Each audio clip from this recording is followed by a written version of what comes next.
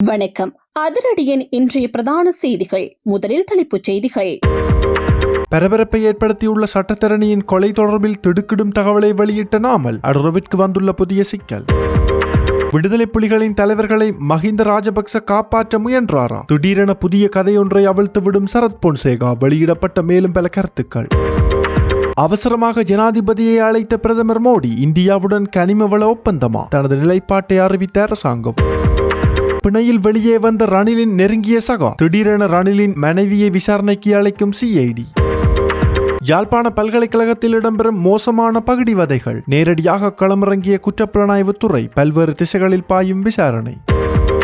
இங்கிலாந்தின் பல்கலைக்கழகத்தில் உரையாற்றவுள்ள நாமல் கடும் எதிர்ப்பை வெளியிடும் பிரிட்டன் தமிழ் மாணவர் அமைப்பு.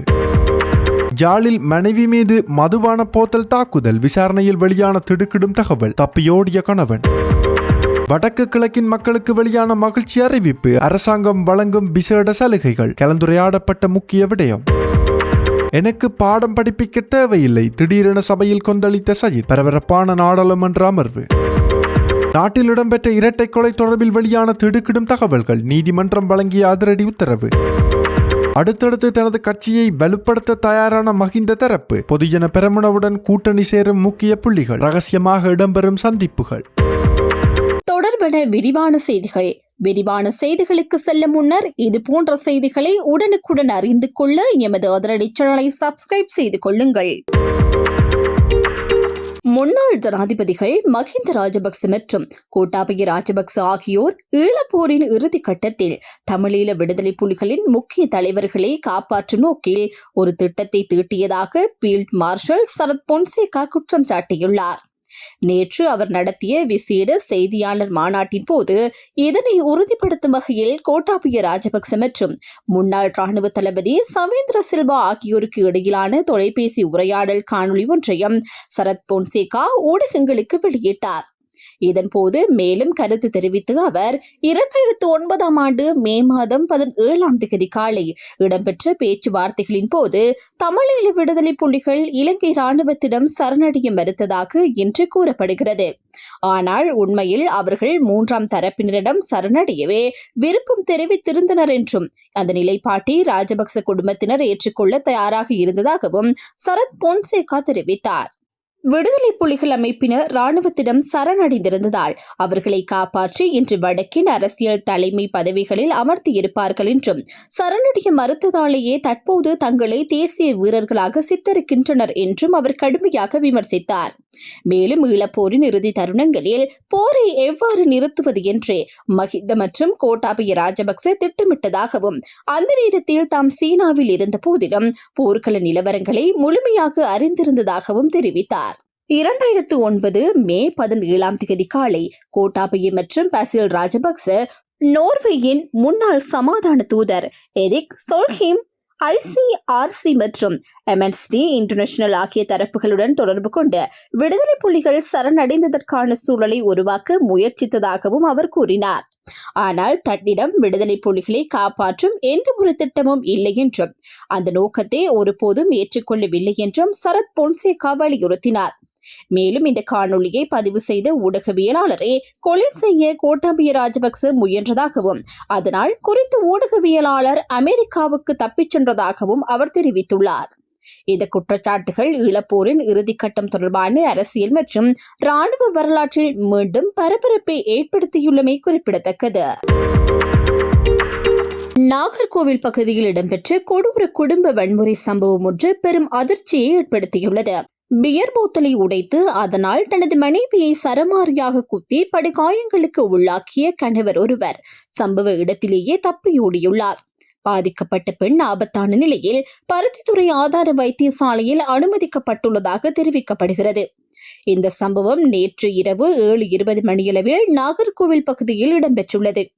ஆசிரியராக பணியாற்றி வரும் குறித்த பெண் அதேவேளை ஒரு வர்த்தக நிலையத்தையும் நடத்தி வருவதாக கூறப்படுகிறது. சம்பவ நேரத்தில் அவரது கணவர் வர்த்தக நிலையத்திற்குள் புகுந்து பியர் போத்தலை உடைத்து அதன் கூரிய துண்டுகளால் தலை, வயிறு மற்றும் நெஞ்சு பகுதிகளில் சரமாரியாக குத்தி கடுமையான காயங்களை ஏற்படுத்தியுள்ளார்.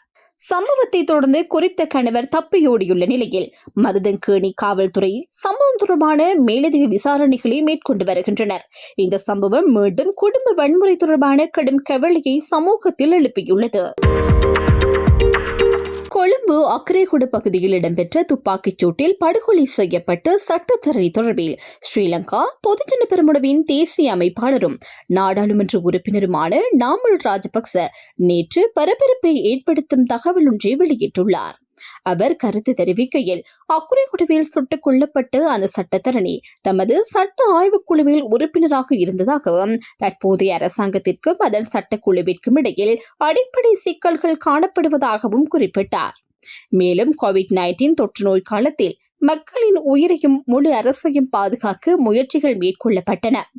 2022ஆம் ஆண்டு ஏற்பட்ட மக்கள் எழுச்சியின் போது பங்களாதேஷ் மற்றும் நேபாளம் போன்ற நாடுகளில் நடந்தது போல் ஆயிரக்கணக்கான உயிர்கள் பலியாகாமல் எமது அரசாங்கம் ஒருபடி பின்வாங்கி குடிமக்களையும் அரசையும் பாதுகாத்தது என நாமல் ராஜபக்ச கூறினார்.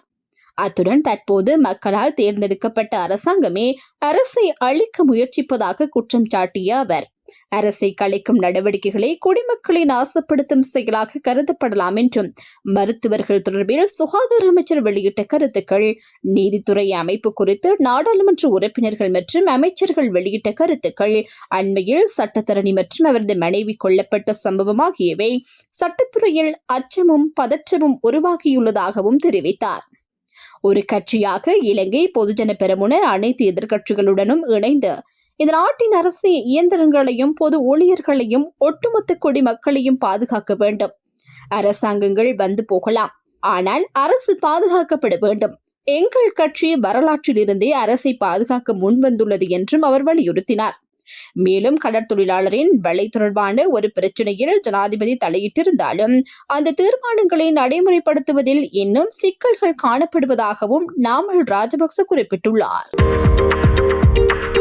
ஸ்ரீலங்கா பொதுஜன பெரமுனவின் தேசிய அமைப்பாளரும் நாடாளுமன்ற உறுப்பினருமான நாமல் ராஜபக்ச எதிர்வரும் பிப்ரவரி 25ஆம் தேதி இங்கிலாந்தில் உள்ள ஆக்ஸ்போர்ட் யூனியன் மற்றும் கேம்பிரிட்ஜ் யூனியன் ஆகிய மேடைகளில் உரையாற்ற உள்ளதாக அறிவிக்கப்பட்டுள்ள நிலையில் அதற்கு எதிராக இங்கிலாந்து முழுவதும் உள்ள தமிழ் இளைஞர்கள் மற்றும் மாணவர் அமைப்புகள் கடுமையான எதிர்ப்பை வெளியிட்டுள்ளன.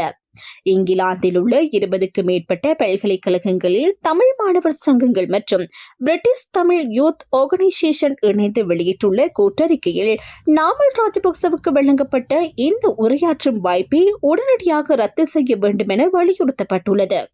அவர்கள் முன்வைத்துள்ள முக்கிய கோரிக்கைகள் வருமாறு: நாமல் ராஜபக்சவின் உரையை உடனடியாக ரத்து செய்ய வேண்டும்.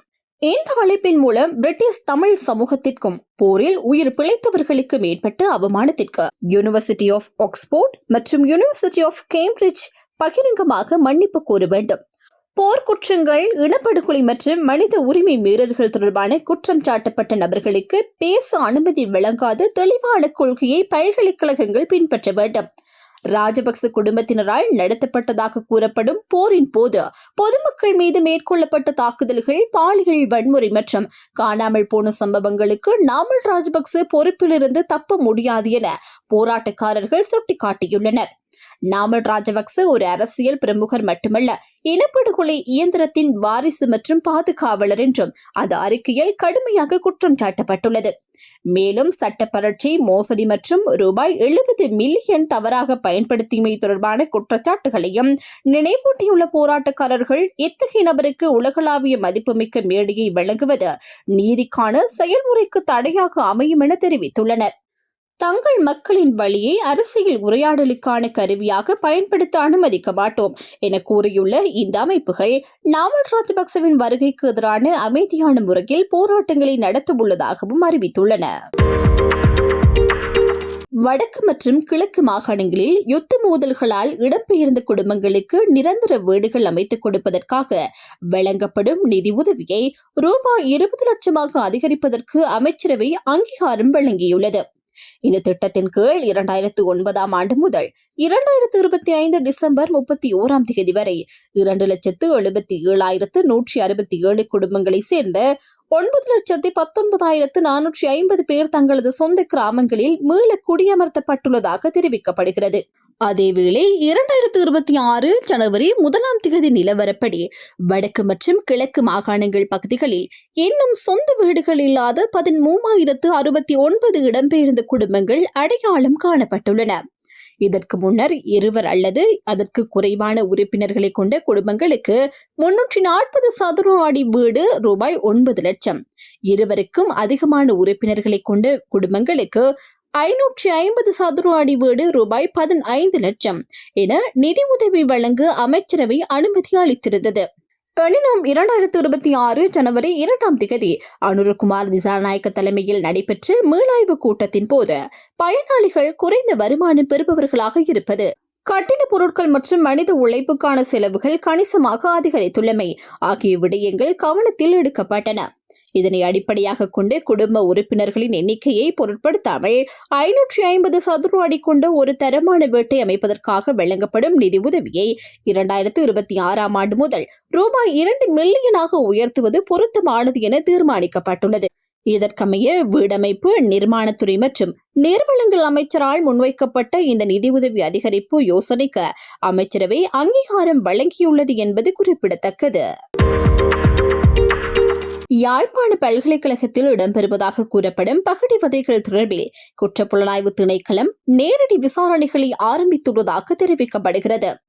யாழ்ப்பாண பல்கலைக்கழகத்தின் முகாமைத்துவ மற்றும் வணிக கற்கைகள் பீடத்தில் பகடி வதைகள் இடம்பெறுகின்றன என கூறி குற்றப்புலனாய்வு பிரிவினரிடம் முன்னதாக முறைப்பாடுகள் வழங்கப்பட்டிருந்தன.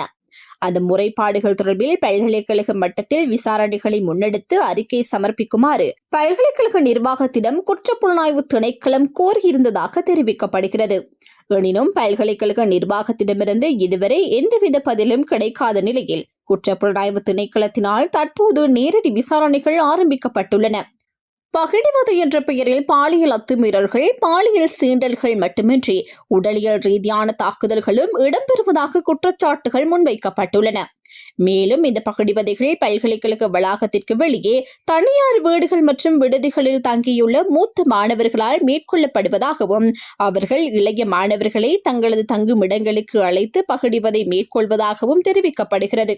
இதன் காரணமாக பல்கலைக்கழகத்திற்கு வெளியே நடைபெறும் சம்பவங்களுக்கு பல்கலைக்கழகம் பொறுப்பேற்க முடியாது என்றும் பாதிக்கப்பட்டவர்கள் தனிப்பட்ட ரீதியில் காவல்துறையில் முறைப்பாடு செய்யலாம் அல்லது வேறு சட்ட நடவடிக்கைகளை எடுக்கலாம் என்றும் பல்கலைக்கழக நிர்வாகம் தெரிவித்துள்ளதாக பாதிக்கப்பட்ட மாணவர்கள் குற்றம் சாட்டியுள்ளனர்.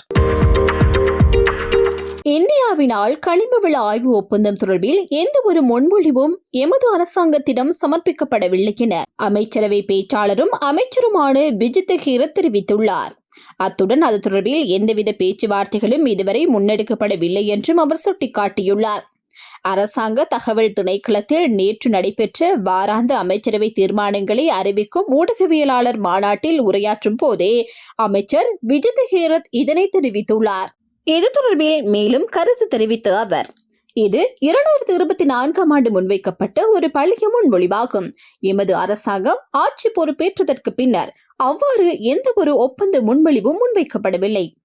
அதேபோல் அது தொடர்பில் எந்தவித பேச்சுவார்த்தைகளும் இடம்பெறவில்லை. இதுபோன்று பல்வேறு பழைய ஒப்பந்த முன்மொழிவுகள் காணப்படுகின்றன. அவை அனைத்தும் எமது அரசாங்கத்தால் நடைமுறைப்படுத்தப்படவில்லை. குறிப்பாக பால் உற்பத்தி தொடர்பில் இந்திய நிறுவனம் ஒன்றுடன் முன்னர் ஒப்பந்தம் கையெழுத்திடப்பட்டிருந்தது. ஆனால் எமது அரசாங்கம் அதனையும் நடைமுறைப்படுத்தவில்லை. நாம் தற்போது ஒரு தேசிய கனிம வள கொள்கையை வகுத்துள்ளோம்.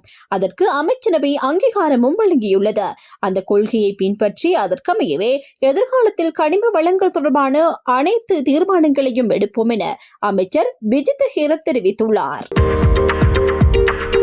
மகளிர் மற்றும் சிறுவர் விவகார அமைச்சர் சரோஜா சாவித்ரி போல்ராஜ் இன்று முன்வைத்த கருத்துக்கள் தொடர்பில் எதிர்க்கட்சித் தலைவர் சஜித் பிரேமதாஸ் எழுப்பிய கேள்வியை தொடர்ந்து நாடாளுமன்றத்தில் இன்று பெரும் குழப்ப நிலை ஏற்பட்டுள்ளது. நாடாளுமன்ற நிலையற் கட்டளைகள் சட்டத்தின் கீழ் கேள்வி எழுப்பப்பட்ட நிலையிலேயே இருதரப்புகளுக்கும் இடையில் கடும் வாக்குவாதம் ஏற்பட்டதாக தெரிவிக்கப்படுகிறது. முன்னதாக மகளிர் விவகார அமைச்சர் முன்வைத்த கருத்துக்கள் தொடர்பில் எதிர்க்கட்சித் தலைவர் கேள்வி எழுப்பியிருந்தார். அந்த கேள்விக்கான ஒதுக்கப்பட்ட நேரத்தை விட சஜித் பிரேமதாச அதிக நேரம் எடுத்துக் கொண்டதன் காரணமாகவே இந்த குழப்ப நிலை உருவானதாக கூறப்படுகிறது. இதனையடுத்து சஜித் பிரேமதாச கருத்து தெரிவித்துக் கொண்டிருந்த வேளையில் இடையில் எழுந்து கருத்து தெரிவித்த சபை முதல்வர் விமல் ரத்நாயக்க நிலையியல் கட்டளைகள் தொடர்பில் தெளிவுபடுத்தலை பெறவே எதிர்க்கட்சித் தலைவர் கேள்வி எழுப்பினார். ஆனால் அது இப்போது விவாதமாக மாறியுள்ளது.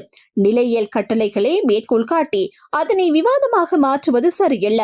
22(7) கீழ் எதிர்க்கட்சித் தலைவர் இவ்வாறு செயற்பட எந்த அதிகாரமும் இல்லை என குறிப்பிட்டார். இதற்கு பதிலளித்த சஜித் பிரேமதாச, சபாநாயகரே, வாய்மொழி கேள்வியின் போது அரசு தரப்பிற்கு அதிக நேரம் வழங்கப்படுகிறது. ஆனால் எதிர்க்கட்சித் தலைவர் கேள்வி எழுப்பும் போது வேறு விதமாக அணுகப்படுகின்றது. இது ஏற்றுக்கொள்ள முடியாதது என்று தெரிவித்தார். அதற்கு பதிலளித்த சபாநாயகர், எதிர்க்கட்சித் தலைவரே, உங்கள் கேள்விகளை சுருக்கமாக முன்வையுங்கள். இந்த கேள்விக்காக நீங்கள் ஏற்கனவே 4 நிமிடங்கள் எடுத்துள்ளீர்கள் என அறிவித்துள்ளார். இதற்கு மீண்டும் பதிலளித்த சஜித் பிரேமதாச, இலங்கையில் 52% பெண்கள் தொடர்பில் கேள்வி எழுப்பும் போது ஏன் தடையிடப்படுகிறது?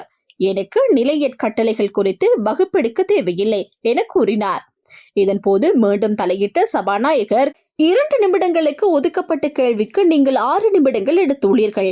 உங்கள் தீர்மானங்கள் முற்று பெறாத போது எம்மிடம் குற்றம் சாட்ட வேண்டாம் என்று சுட்டிக்காட்டியதுடன் அவை நடவடிக்கைகள் தொடர்ந்தன. அக்குரைகொடவில் சட்டத்தரணி ஒருவர் மற்றும் அவரது மனைவி சுட்டுக் கொல்லப்பட்ட சம்பவம் தொடர்பில் கைது செய்யப்பட்ட சகோதரர்கள் இருவரையும் தடுப்பு காவலில் வைக்க கடுவளை நீதவான் நீதிமன்றம் இன்று உத்தரவிட்டுள்ளது. இந்த வழக்கு இன்று நீதிமன்றத்தில் விசாரணைக்கு எடுத்துக் கொள்ளப்பட்ட போதே குறித்த கொலை சம்பவத்திற்கு உதவி ஒத்தாசை வழங்கியதாக சந்தேகிக்கப்படும் அந்த 2 சகோதரர்களையும் எதிர்வரும் மார்ச் 4 வரை தடுப்பு காவலில் வைத்து விசாரிக்க அனுமதி வழங்கப்பட்டுள்ளது. இதனுடன் சம்பவம் தொடர்பில் கைது செய்யப்பட்ட மற்றொரு சந்தேக நபரான பொல்கசோவிட்ட திலாவையும் 72 மணி நேர தடுப்பு காவல் உத்தரவின் கீழ் தடுத்து வைக்கப்பட்டு விசாரிக்க போலீசாருக்கு நீதிமன்றம் அனுமதி அளித்துள்ளது. குறிப்பிடத்தக்கது என்னவெனில், இந்த இரட்டை கொலை சம்பவம் அக்குரைகுட பகுதியில் அமைந்துள்ள ஒரு பல்பொருள் அங்காடியின் வாகன நிறுத்துமிடத்தில் இடம்பெற்றுள்ளது. அங்கு சட்டத்தரணியும் அவரது மனைவியும் காரில் இருந்தபோது துப்பாக்கிச் சூட்டுக்கு இலக்காகி உயிரிழந்திருந்தனர். இந்த சம்பவம் தொடர்பான மேலதிக விசாரணைகள் தொடர்ந்து முன்னெடுக்கப்பட்டு வருகின்றன. ஸ்ரீலங்கா பொதுஜன பெரமுனவுடன் இணைந்திருந்து பின்னர் பிரிந்து சென்ற கட்சிகளுக்கு இடையிலான முக்கியமான பேச்சுவார்த்தை ஒன்று இன்று கட்சி தலைமையகத்தில் நடைபெற்றுள்ளது. இந்த சந்திப்பு ஸ்ரீலங்கா பொதுஜன பெரமுன, ஸ்ரீலங்கா சுதந்திர கட்சி, ஐக்கிய மக்கள் முன்னணி மற்றும் பிவதுருஹெல உரிமையை ஆகிய கட்சிகளின் தலைவர்களுக்கிடையே இடம்பெற்றதாக தெரிவிக்கப்படுகிறது. இந்த விசேட சந்திப்பில் SLPP தேசிய அமைப்பாளர் நாடாளுமன்ற உறுப்பினர் நாமல் ராஜபக்ச, கட்சியின் பொதுச் செயலாளர் சாகர காரியவசம், முன்னாள் எதிர்க்கட்சித் தலைவர் GL பீரேஸ், பிவிதுருஹெல உரிமைய தலைவர் உதய கம்மன்பில, SLFB மூத்த பிரதி தலைவர் மஹிந்த அமரவீர, அனுர பிரியதர்ஷன யாப்பா ஆகியோர் கலந்து கொண்டிருந்தனர். இந்த சந்திப்பில் எதிர்கால அரசியல் நடவடிக்கைகள், தற்போதைய அரசாங்கத்தின் கீழ் மக்கள் எதிர்கொள்ளும் அநீதிகளுக்கு எதிராக ஒன்றிணைந்து செயற்படுவது, எதிர்க்கட்சி அரசியல் ஒருங்கிணைப்பை வலுப்படுத்துவது போன்ற விடயங்கள் தொடர்பில் விரிவான கலந்துரையாடல்கள் இடம்பெற்றுள்ளதாக அரசியல் வட்டாரங்கள் தெரிவிக்கின்றன. இந்த சந்திப்பு எதிர்வரும் காலகட்டத்தில் இலங்கையின் அரசியல் மேடையில் புதிய கூட்டணிகள் உருவாகும் சாத்தியங்களை சுட்டிக்காட்டுவதாகவும் பார்க்கப்படுகிறது. முன்னாள் ஜனாதிபதி ரணில் விக்ரமசிங்க அவர்களின் மனைவி மைத்திரி விக்ரமசிங்க அவர்கள் இம்மாதம் 20 குற்றப்புலனாய்வு திணைக்களத்தில் நிதி குற்றப்புலனாய்வு பிரிவில் முன்னிலையாகுமாறு அழைக்கப்பட்டுள்ளார். இந்த விடயம் தொடர்பாக குற்றப்புலனாய்வு திணைக்களம் நேற்று கொழும்பு கோட்டை நீதவான் நீதிமன்றத்திற்கு அறிவித்துள்ளது. ரணில் விக்ரமசிங்க அவர்களை சார்ந்த விசாரணை தொடர்பாக வாக்குமூலம் பதிவு செய்வதற்காகவே இந்த அழைப்பு விடுக்கப்பட்டுள்ளதாக தெரிவிக்கப்படுகிறது.